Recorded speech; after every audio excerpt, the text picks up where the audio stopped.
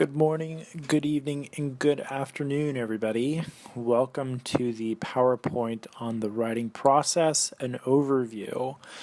So what this PowerPoint is going to go over is just some of the basic ideas of the writing process, because I want to make sure that we all get onto the same page early in the semester on what the expectations are as far as the writing process and the sort of writing that you will be doing in this class. So we're going to begin with this nice diagram that I Googled, and I like this diagram because if you look to the just after pre-writing to the middle here, we see the purple, and it shows a real cyclical idea of what writing is, and this really is the heart of writing and what we will be doing in this class. And so this idea of drafting and peer review and revising, and it just kind of goes in a circle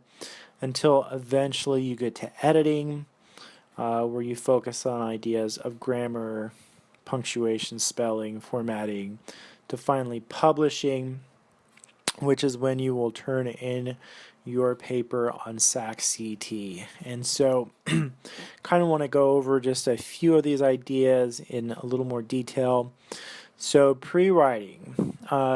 When you begin your pre-writing, it's good to fully understand your prompt. And I say this because I find that sometimes I've had instructors in the past that while they understood their prompt, the concept didn't quite make it to the paper. So it's good to really read and understand the prompt, so that way if you have questions or if something is not clear or you didn't make it to class one day, or whatever the reason is, you can talk to the professor ahead of time and say, hey, I don't quite understand the prompt, and I'm going to need this to write a good paper. So here are my questions about it. And of course, always throw me an email if you don't understand your prompt. So point number one, always understand the prompt.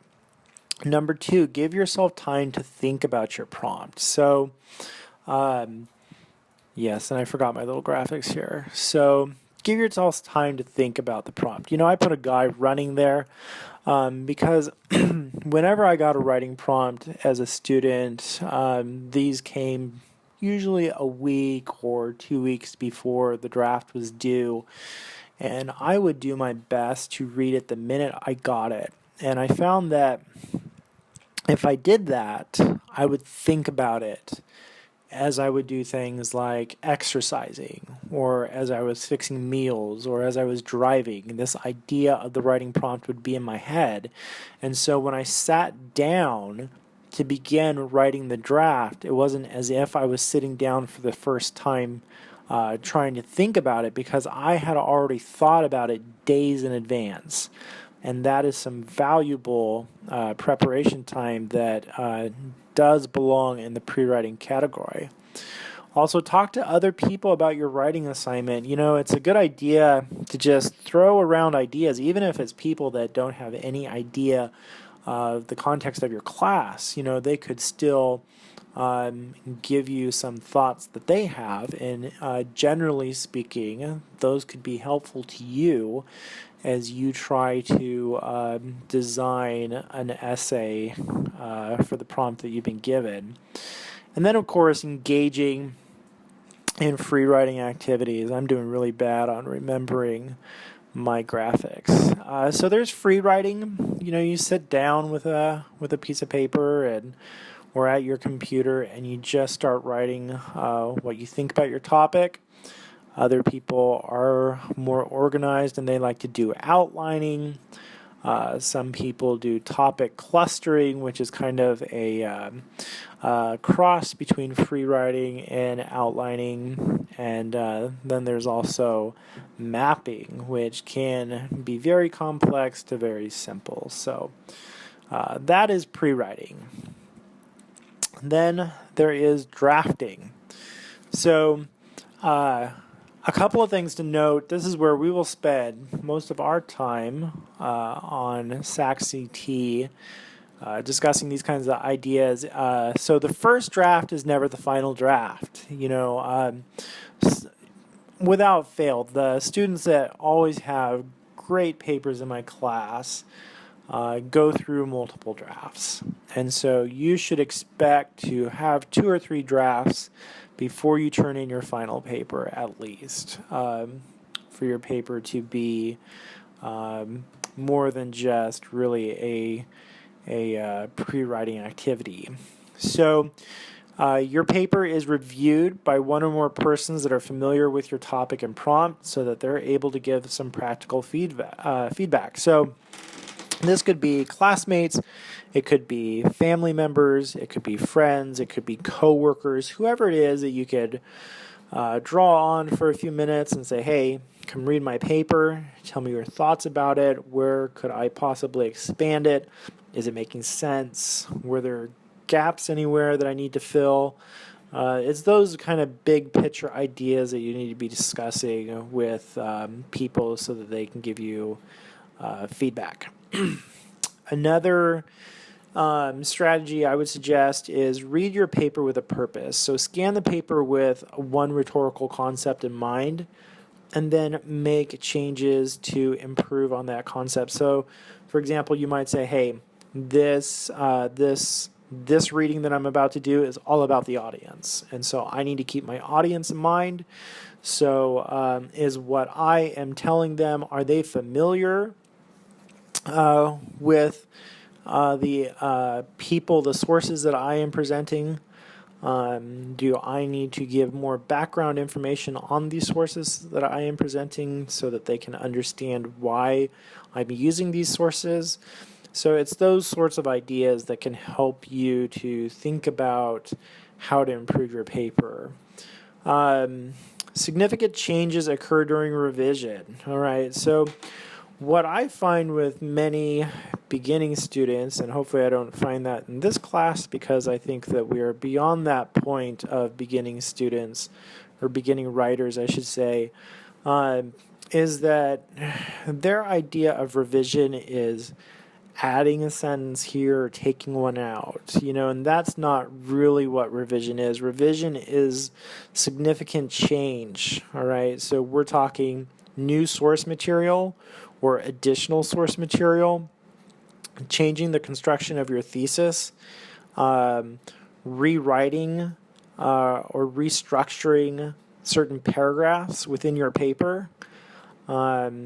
It's those big changes that we're looking to make, and a lot of people say, well, I mean, that's almost like writing a whole new paper, and yeah, it kind of is, right? Because you are supposed to be revising your paper, and so it needs to have significant changes. It should look different from your earlier draft. That's the point of revision.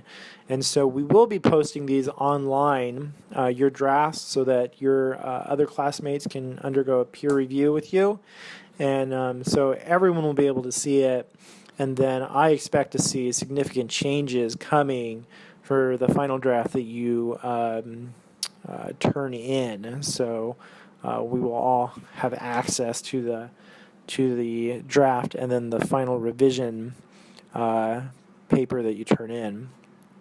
So that is drafting. That is the bulk of the writing process, I would say. It requires a lot of attention. And then we move on to editing, where there's more details. So this step is where you check for the following. You're looking for grammar. And you'll notice that I'm trying to help you guys out with this. So grammar isn't everything, but it is something, right? You are often judged on your grammar, whether that be fair or not. People will judge you for it, and they will make decisions. And so that is not a situation you want to be put into if you can help it. And so I'm trying to help you guys out in this class. Each week I include a grammar video, which is just focusing on some idea of grammar or punctuation. And you get to practice with it in the discussion. So there will be a discussion every week that has this some grammar rule or punctuation rule that you can practice with, and you get to develop a paragraph that uses it. That gives you guys a safe area to explore and understand grammar rules and a way to practice them before putting them into your paper. And also kind of a refresher so that while you are looking for grammar, punctuation, and spelling mistakes, you can feel more confident about the rules because you spent some time reviewing them. So, and then there's also formatting. So the format in this class will be MLA format.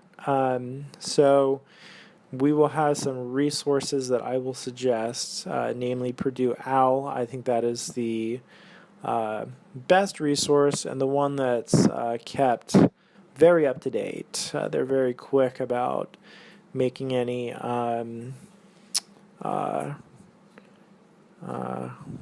want to call them revisions, but every so often the Modern Language Association will have a meeting where they change some of the formatting, and so they are very good about keeping up with those changes. And then, if possible, especially in college, have someone else read your paper looking for any errors that might fall into the 4 categories above. We are often blind to our own work where we do not see the mistakes that are sitting right in front of us. And I always have friends or family member look over my papers before I turn it in, and they always catch something which to me is a little bit embarrassing, but maybe it's no big deal. But certainly when you're getting graded on your work, it can lead to some embarrassment. So always have a fresh set of eyes. If you don't have that, then try to give yourself enough time to where you can put the paper down. Say you're working on it the night before it's due, pick it up the next morning before it's due, and then read through it with a fresh pair of eyes, being very careful to look for grammar, punctuation, spelling, and formatting errors. All right, and I believe, the next step is publishing. So double check your entire paper carefully before turning it in, and then you guys will turn your papers in on SAC-CT, and that is where they will go. All right, and that is the end of the slideshow. So I hope that was helpful. I just wanted to take a few minutes to kind of talk about these ideas because we will be working through this writing process, and there will be opportunities for drafting, revising, peer reviewing, and so just expect to be immersed in the whole process of it. So, all right, that is it for this PowerPoint. If you have any questions, you can feel free to email me or even ask them in the discussion comments. So you can always feel free to do that as well.